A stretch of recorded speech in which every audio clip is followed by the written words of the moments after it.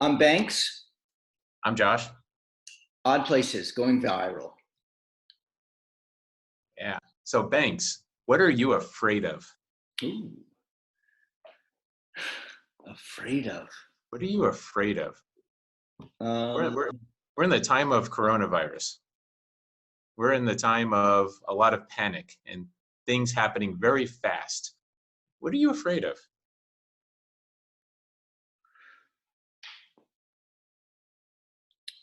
wow. I'm afraid that I'm never going to talk to my son again. However, it has nothing to do with the virus. It only has to do with. I'm not afraid. I've actually come to terms with it. I'm. Has the virus impacted the? Does it make it more likely or less likely that you're going to talk to your son again, or has it no effect whatsoever, or is it just making you think about it more? I think it is has no effect. Okay. To tell you the truth, I I'm speculating only with this. So as far as what am I afraid of, I'm really not afraid of. I don't think I'm afraid of anything. I mean, Okay. You're fearless.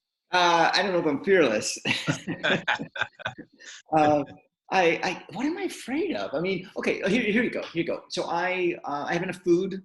I have enough water, electricity. I've got enough money for probably the end of the year. You know, if I didn't have any work, Are you offering to share with everyone? No, I'm just kidding. uh, you know, I am. I am. I mean, I'm growing my own food now, so I might have enough to last me a little bit into next year, maybe a year. Maybe I have a year. Um, so the basics: food, water, air, electricity. Um, I have. I mean, money. I'm okay. Can you grow up, or have you found a way to grow money, to like harvest money, like the money tree? Here's Okay. what I'm working on: is I'm working on not spending money. How can I do stuff without spending money? So my whole concept is, okay, I need food. All right, if I grow my own food, then I don't have to buy it. True. So electricity, I've got solar panels. However, I'm still having to be connected to the grid, so I have to pay for that. I produce my own water. However, my water is $5 a month. I've got to put chlorine in it, so it's got to chlorinate, dechlorinate. Okay, Josh, I'm going to throw it back out at you. What are you afraid of? I would like to think not much. I think the only thing that every now and then does scare me, besides fear, I'm afraid of fear. Honestly, but I think a lot of our fear comes from the unknown. A lot of our fear comes from uh, just not knowing, right? Like, so you're all set up. You've got your water supply, you've got your food, you've got things like that. And every time you're set up like that, where you have control, I think that reduces fear, right? I just think we're in a time right now where a lot of people are afraid because they don't know what's going on. They don't know why things are happening. There's a lot of bad information out there, and I think I'm afraid for other people's fear, honestly. Okay, okay. Uh, So take that one step further. If you're afraid for other people's fear, you're, I mean, see if this is correct. You fear that they might do something out of fear, yes, I fear. irrational. Yes, I fear what I can't control, and one of the things I can't control is other people and how they react to fear. I know it sounds like we're kind of getting circular, but we're not. It's Okay, so what if, and this is hypothetical, what if you could control that? Well, and I can. All right, if we really want to go deeper down into it, of course I can. There's ways I can control. I don't have to be impacted by other people's fear. So of course I can control it. But I fear almost for other people in that sense because a lot of folks don't know how to control it, don't know how to be not impacted by other people's fear and panic. Right, right. By you explaining that to me, I did write down something, and this is something I do fear. However, I'm trying to take as many precautions as possible. I fear that I will give the virus to somebody if I have the virus. Okay, Okay. and Yeah. Yeah. I I am trying all precautions not to get the virus. Um, and so that's what I fear. Yeah, I'm with you on that. And that's why I'm taking precautions. I'm not worried about myself personally. I believe I can beat the virus if I get it, but I don't want to pass it on, right? I don't want to be the carrier and give it to someone else. Right, You know, right. they say associations are important. I guess even nowadays it's even more important because they say you're going to be like the 5 people you hang around. Well, now Right. you're going to get the disease of the 5 people you hang around, right? Wait a minute, wait a minute. What do you mean? What do you mean by that? I don't understand. So Well, they say like associations are so important because if you're around 5 broke people, you're going to be the 6th broke person. If you're around I 5 see. unhappy people, right? I But see. now it's we're elevating it to a point where it's almost it's physical as well, Right, right? right. If you're That's half a around joke. 5 people, then everybody, then those 5 people will get the virus, or that's what Exactly. I say. Exactly. Um, Ignorance is contagious. Racism is contagious. A lot of things are contagious, but not just the physical. It's just now that the physical is a little more heightened right now as far okay, as physical separation. so let's look at this fear in what we can control. Okay, what can we control? I mean, we can control what goes into us. So the information that goes into us, that's one thing. So pick your sources, pick your informational sources very, very keenly. Well, and so to that point, there's something I've been seeing a lot on social media, and you know, I learned in the 3rd grade the difference between fact and opinion. So I can read a news story from any source, and I can discern what they consider to be a fact versus what's their opinion. Right? Right. This is a 3rd grade thing. I distinctly remember learning this, and I don't know if they teach it anymore or not. Uh, Now, you kind of take those facts that they say in these articles and go verify it, of course. But there's a ways to say, look, I know this is a factual statement they're making, or they think they're making, and this is an opinion. And I think we're starting to lose that. I think we're starting to not understand that what is an opinion versus a fact. Okay. Wow. Wow. Yeah, you're right. So You when have to discern that, and you learned that in the 3rd grade. right. So you're talking about consuming, right? It's what we consume mentally, physically, emotionally. There's all forms of entry into our bodies and minds.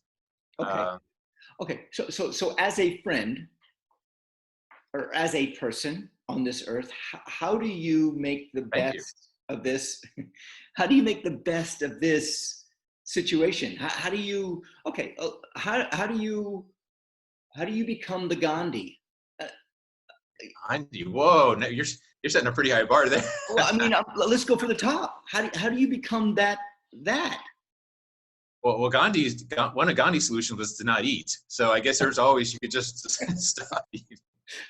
Yeah. Okay. So That I'm might be a little trying to figure extreme. out, as a citizen of this world, what is the best thing that I can do to help out in this situation? My friends, my family, strangers. So I think as in anything, that's a really good question, by the way. I think as in anything, the best thing we can do is set a great example. So we do things, you know, I think people get into, boy, this is hard to explain. I think just setting a good example. I think just being the person we want other people to be. We want other people to be kind. We want other people to be uh, compassionate. We want other people to do these things, right? And sometimes we don't follow our own advice. Or I say, be the person we want other people to be. How's that for a first step? That's Gandhi. I mean, Is that okay? be the change you want in the world. Oh, all right. Yeah. Yeah. How about that? I didn't even know that was Gandhi. Yeah. Yeah. Gandhi-esque. Yeah. Um, yeah. I mean, that's where what I'm thinking of. Well, like, what can I do? And stay home is one. Just stay home. Yeah. Don't go out unless you have to. One thing I'm doing also is I'm trying to bring awareness. I've been a little more active on social media these past few days, and it's getting some people riled up, which is fine. But I'm raising awareness of things that I see that I don't believe are good behaviors, and I'm doing my best not to necessarily judge. I'm just trying to like say, look, what's going on, and it's producing discussion, interesting discussion. So, What is one of them? so I'm going to say this, and not in a political way, but I think there's a lack of leadership at the top levels of our government and country. There's a leadership vacuum. I think there's a lot of behaviors that are anti. They're just not consistent with good or great leadership. Okay. And I think during a crisis, during a pandemic, it's causing a lot of problems, more problems than there should be. Okay. So a vacuum, whenever you have a vacuum, something has to fill that. Correct. Nature abhors vacuums. Okay. So if you're saying a leadership vacuum, yeah, that means you become the leader. I feel it. You see what we're doing here is, if it's open, why not you, me, Gandhi, whoever, fill that vacuum? I mean, and you're doing it in a sense of saying, hey, there's a vacuum. Now where do you go? How do you take it a step further? How do you create a bigger megaphone? So you're right, there is a vacuum and it gets filled, but right now it's getting filled with people that have a microphone. And the bigger your microphone, the more space you're occupying, whether you're right or wrong, or you have good intentions or bad intentions. So the space is getting filled. It's just not getting filled with leaders necessarily. All right. That's my opinion. Okay. Yeah. So bringing awareness to this, right? Bringing awareness, speaking out. I don't mind anyone's opinion at all. I don't get offended. I haven't been offended in years. It's not a big deal. I like people speaking out. But people get really, really upset. And I don't think there's any reason to get upset if someone disagrees with you or you disagree with them. Look, let's just bring awareness to this. Let's have a discussion. I think as Americans, it's not just our right, it's our responsibility to speak out if we see something that we don't think is consistent with the values of the country. And we can have a discussion about it, and then it goes from there. All right, Josh. So we're doing this every day. Today's the first one. But today was about fear, I guess. Yeah. Tomorrow I get to choose the topic, and we're posting these and sharing it, and it's through our Odd Places Radio podcast. It's just Odd Places goes viral. So I'm Banks. I'm Josh. Odd Places gone viral.